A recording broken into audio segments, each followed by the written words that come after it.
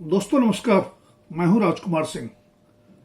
मुफ्त की रेवड़ियों की राजनीति फिर चर्चा में है। इस पर प्रतिबंध के लिए सुप्रीम कोर्ट में एक और याचिका दाखिल हुई है। तो महाराष्ट्र एवं झारखंड के विधानसभा चुनावों में मतदाताओं को लुभाने के लिए मुफ्त की रेवड़ियों की बारिश का मौसम है। चुनावी राज्यों में अक्सर त्योहारी सेल जैसा माहौल होता है, जहां ग्राहक को आकर्षित करने के लिए दुकानदार कोई कसर बाकी नहीं छोड़ते। ग्राहकों को ऑफर का लाभ उठाने के लिए फिर भी अपनी कुछ जेब ढीली करनी पड़ती है, लेकिन राजनीति में तो करदाता की कमाई से राजनीतिक दल दानवीर बनकर वोट बटोरते हैं। देश के विकास की कीमत पर अपने वोट बैंक का विकास करते हुए सत्ता कब्जाते हैं और हर कोई मूक दर्शक बना रहता है। महाराष्ट्र और झारखंड के विधानसभा चुनावों में भी मुफ्त की रेवड़ियां बांटने का यह बेलगाम खेल तब चल रहा है जब देश के दो बड़े दलों और नेताओं में ऐसी गारंटियों पर वाक युद्ध चला। कर्नाटक विधानसभा चुनाव में कांग्रेस ने जो 5 गारंटियां दी थी, उनमें महिलाओं को मुफ्त बस यात्रा की शक्ति गारंटी भी है। पिछले दिनों कर्नाटक के उप मुख्यमंत्री डीके शिव कुमार का बयान आया कि कुछ महिलाओं ने टिकट लेकर यात्रा करने की इच्छा जताई है, इसलिए शक्ति योजना पर पुनर्विचार संभव है। महाराष्ट्र और झारखंड विधानसभा चुनाव के बीच आए इस बयान पर शिव कुमार की पार्टी कांग्रेस के राष्ट्रीय अध्यक्ष मल्लिकार्जुन खड़गे ने नसीहत दी कि वे ही चुनावी वायदे किए जाने चाहिए जिन्हें पूरा करना संभव हो। निश्चय ही खड़गे को आशंका रही कि शिव कुमार के बयान से कांग्रेस द्वारा किए जाने वाले महाराष्ट्र झारखंड के चुनावी वायदों की विश्वसनीयता पर असर पड़ सकता है। प्रधानमंत्री नरेंद्र मोदी ने मल्लिकार्जुन खड़गे के इस बयान को लपककर कांग्रेस पर झूठे चुनावी वायदों का आरोप लगाने में देर नहीं लगाई, पर कांग्रेस और भाजपा में जारी इस वाक युद्ध के बीच भी बीजेपी के अगुवाई वाले एनडीए और विपक्षी दलों का गठबंधन इंडिया, दोनों ने ही महाराष्ट्र और झारखंड में चुनाव जीतने के लिए मुफ्त की रेवड़ियों के वायदे करने में कोई संकोच नहीं किया। महाराष्ट्र में अभी 10 नवंबर को जारी अपने अपने चुनाव घोषणा पत्र में दोनों ही गठबंधन मुफ्त की रेवड़ियां बांटने के मामले में एक दूसरे से प्रतिस्पर्धा करते नजर आते हैं। वोट की खातिर मतदाताओं पर अचानक राजनीतिक लाड़ उमड़ रहा है। पहले से भारी कर्ज में डूबे महाराष्ट्र की अर्थव्यवस्था पर मुफ्त की रेवड़ियां बांटने की इस होड़ का क्या असर पड़ेगा, इसकी चिंता किसी को नहीं। यही बात आदिवासी बहुल राज्य झारखंड की बाबत कही जा सकती है।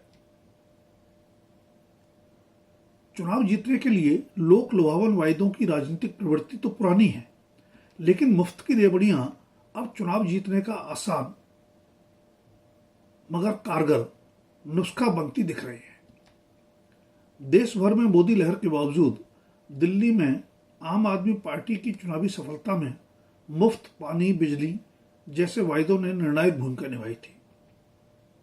दिल्ली में चुनाव दर चुनाव सफलता से उत्साहित अरविंद केजरीवाल अपने चुनावी वायदों को गारंटी बताने लगे, जिसका लाभ आपको पंजाब में भी प्रचंड बहुमत के साथ सत्ता के रूप में मिला। मुफ्त की रेवड़ियां या ऐसी गारंटियों के जरिए चुनाव जीतने के लिए अक्सर अरविंद केजरीवाल को निशाना बनाया जाता है, लेकिन शायद ही कोई राजनीतिक दल ऐसा हो जो इन चुनावी नुस्खों को न आजमाता हो। हाँ, नामकरण अलग अलग हो सकता है, कभी गारंटी कहा जाता है तो कभी संकल्प तो कभी न्याय। विपक्षी दल तो कोरोना काल में शुरू की गई प्रधानमंत्री गरीब कल्याण अन्य योजना को लगातार बढ़ाए जाने को भी मुफ्त की रेवड़ी की नजर से देखने और दिखाने लगे हैं। महाराष्ट्र में चुनाव की घोषणा से पहले हुई एकनाथ शिंदे मंत्रिमंडल की अंतिम बैठक में लगभग 150 लोक लुभावन घोषणाओं को चुनावी लॉलीपॉप के सिवाय और कहा भी किया जा सकता है। कर्नाटक ही नहीं, हिमाचल प्रदेश में भी कांग्रेस द्वारा चुनाव जीतने के लिए दी गई गारंटियों पर अमल को लेकर जब तब सवाल उठते रहते हैं। पर अन्य दलों द्वारा शासित राज्यों की कहानी भी अलग नहीं है। वायदे सरकार बनते ही राज्य के कायाकल्प के किए जाते हैं, पर उनमें से ज्यादातर बड़े वायदे अंतिम समय तक लटके रहते हैं या फिर उन पर किंतु परंतु के साथ प्रतीकात्मक रूप से ही अमल किया जाता है। ऐसा इसलिए भी क्योंकि हर मतदाता वर्ग को लुभाने के लिए वायदों की बारिश करते समय उनकी व्यवहार्यता, वायबिलिटी और आर्थिक प्रभाव का आकलन किया ही नहीं जाता। जाहिर है कोई भी सत्तारूढ़ नेता या दल इन योजनाओं का आर्थिक बोझ नहीं उठाता।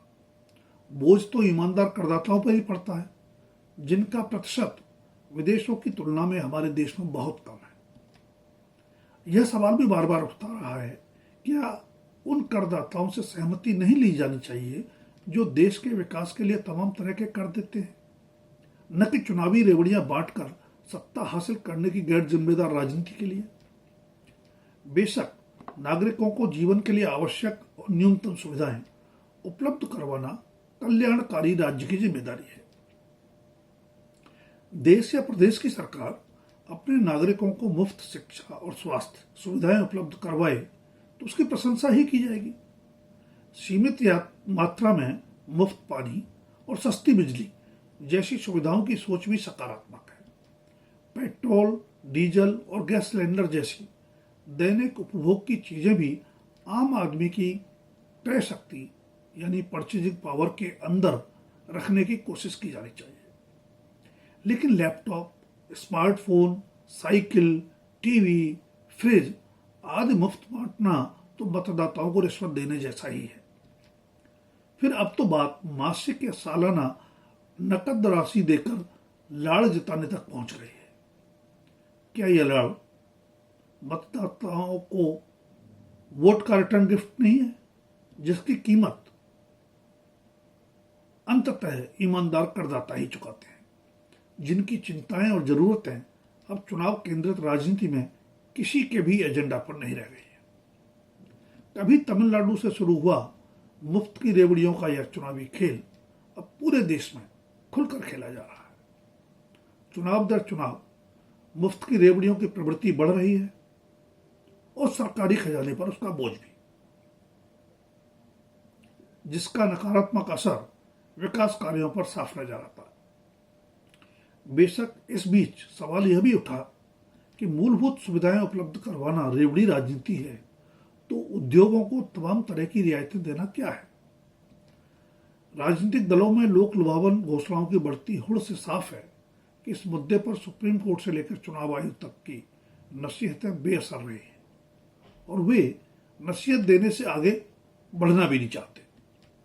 तब आखिरी उम्मीद मतदाताओं पर टिकी है कि कभी तो वे मतदान तक सीमित कर दी गई अपनी भूमिका से आगे नागरिक के रूप में अपने वास्तविक अधिकारों और दायित्वों को समझेंगे, ताकि लोकतंत्र को सत्ता का खेल भर बनने से बचाया जा सके। लोकतंत्र में जनता ही जनार्दन है। वही राजनीतिक दलों और नेताओं के स्वार्थ और सत्ता स्वार्थ से प्रेरित तमाम हथकंडों पर अंकुश लगा सकती है। दोस्तों, अगर वीडियो पसंद आए तो लाइक, सब्सक्राइब और शेयर अवश्य करें। देश के विकास से मुंह मोड़कर की जा रही वोट बैंक के विकास की इस राजनीति पर अपनी राय भी कमेंट बॉक्स में बताएं। धन्यवाद। अभी के लिए इतना ही। जल्द फिर मिलेंगे किसी नए विषय के साथ।